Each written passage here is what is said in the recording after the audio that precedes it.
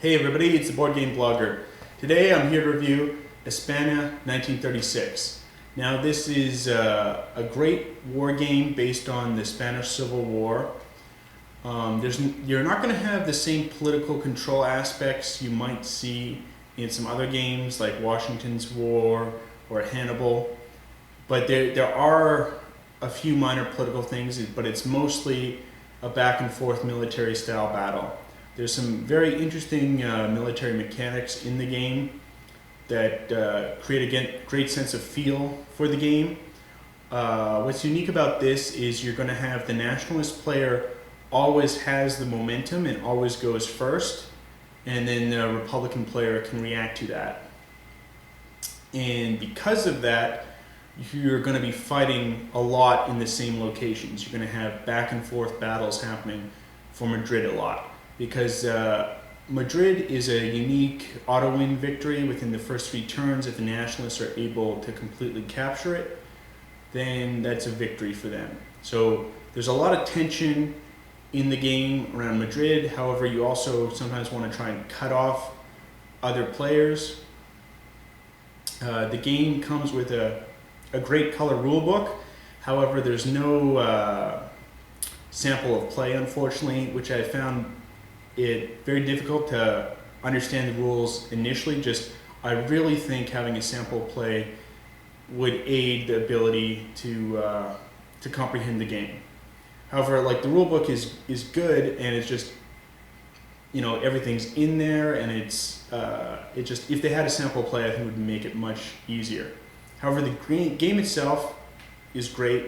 Play for a full-length game goes about 4 hours, though it can end quicker on some auto-win conditions. But why don't we take a closer look at the board and how the gameplay is at. So here is the board at the beginning of the game, already set up. You've got the nationalist player in blue and the Republican player in red. If you notice, there are some key cities here, yellow and white.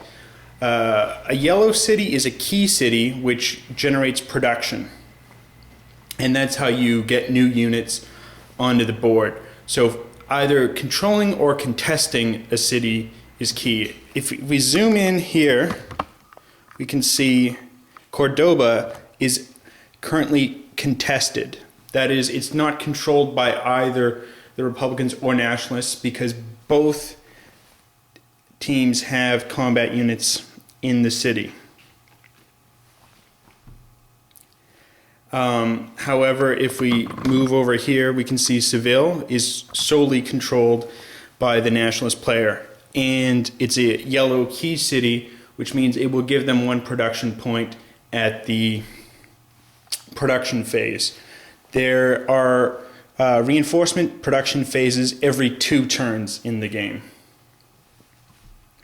So holding or fighting in them are key to enabling a victory within the game. So the game comes with some excellent play mats where you can detail your production points, and has a good sequence of the game, sort of a good overview for how it's played. The game, while not a traditional card-driven strategy, still has unique event cards, which can be played either for the event or for the battle points. So here we can see there's a unique event, or you can play it to add a positive or negative effect to your opponent's dice in battle. So there's a neat decision choice to be made there. Do you play the card for the event, or do you play the card for the battle points to try and swing a key battle? You can only play 3 cards a turn for events, so you're definitely limited in that aspect, but you could play more for battle. However, you only draw 3 new cards each turn, except for the early phase and the late phase. As you can see, each player gets 2 decks, one for an early phase, 1936, and one for a later phase, 1938 to 39. And as I mentioned before, because the nationalists always go first, they'll have the initiative, and it makes it very difficult for the Republican player to control territory. Because what will happen is, let's say you detail your movements first. So if the nationalist player decides to move from Cadiz to Malagra, now this is contested. So it means that the Republican player cannot move out of it to a city that's solely occupied by the nationalists. In order for the Republican player to move out of a contested city, he can move only one space and move to either one that's solely occupied by him, or if this was connected, which it's not, it's a point-to-point style movement, then he could move to another contested. However, for example, if you're solely controlling it and they don't move through contested areas, the nationalist player could move from Seville down here to Cadiz and then over to Malaga. And you basically have free, almost railroad movement through anything you solely control. And again, because the nationalist player always moves first, he can ensure and always move in his units to Republican areas to almost make it impossible for the Republican player to advance. So the victory conditions for the Republican player is if he can hold out until the end of the game and control 3 objective cities, 3 yellow cities, then he will win. So it's definitely asymmetrical style of play. However, you can only have 4 infantry units within a certain city at any given time. So that's hard limited. So you can't just stack up overwhelming amount. There's a unique battle area. So let's zoom in here, and this is Madrid right here. I haven't fully put on the board yet, but there would be a nationalist unit there in Toledo. So let's do the battle in Toledo, for example. In order to have a battle, you have to have a general there. So currently there is no general in Toledo.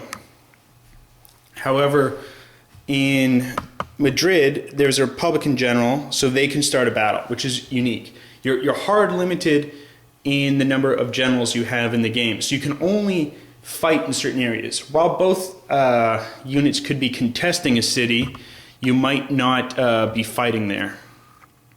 So let's move to the battle board, and I'll show you how a battle actually goes about. But it's a unique style, and that's where the game kind of really shines, is this unique battle system. And again, because of it, you're going to have a lot of fighting back and forth. You know, the nationalist player will attack Madrid, then the Republican player, and there's a lot of back and forth, which is symptomatic of the Spanish Civil War itself. Cat and mouse, cat and mouse. Which is the cat and which is the mouse? Enough of it. So here's the battle board, and only the Republican has a general here, so only he can initiate an attack. You can also have certain support units. Here only the Republican player has a plane. If the nationalist player had a plane, however, they would do combat first and see who can actually be in the battle. Then, as you can see, you're hard limited to 4 particular units, and what will happen is the Republican or the attacking player, whoever's initiating the battle, will move one of his units up, and he also forces which unit of the opponent's battles against him. So he can move in one nationalist player here. Now, because the Republican has a support unit, he can choose if he wants to have that unit battle or not. So let's say he does. So in this particular battle, he's got a plane.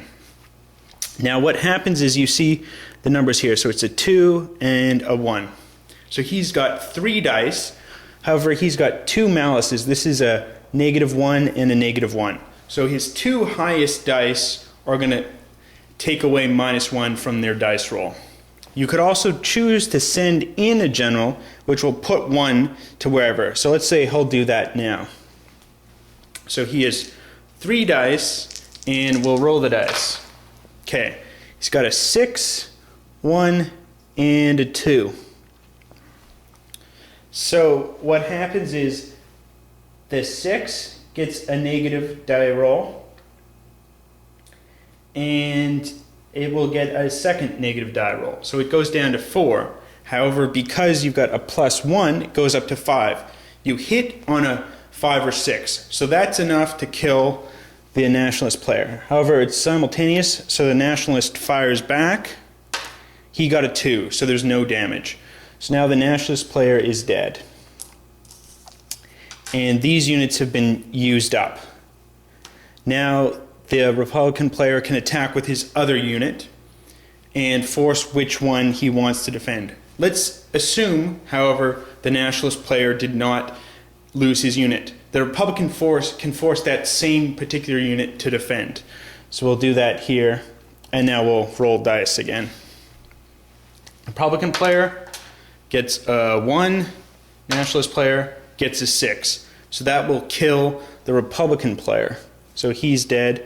This guy goes back.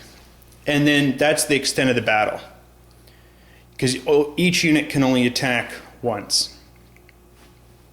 So that's how the battle system works. It's pretty unique. Haven't seen it in many other games. And what's unique about this is you can't combine strength units. So you couldn't combine these two to form a 2-strength unit. You can upgrade them during the reinforcement phase, but that's the only way they get upgraded. Overall, however, I'd say this is it's a great game. I think if you have any interest in 2-player war games, I'd recommend picking this up. You know, it's not quite a card-driven strategy, but it's a war game that uses cards for extra effect. In fact, the cards are numbered. If you see here, there's kind of a number 9. I don't know if that's visible or not, but you can actually, normally you can shuffle it and just play it in any order, or if you want, you can line up the cards and simulate a more historical game with the events happening in order that they happened in real life. So to me, it's a neat feature. As I mentioned, the game takes about 4 hours to play. However, there's a shorter scenario that starts the game in 1938 instead of 1936, so you can play the game much quicker. They've got some various changes to the win condition because of that.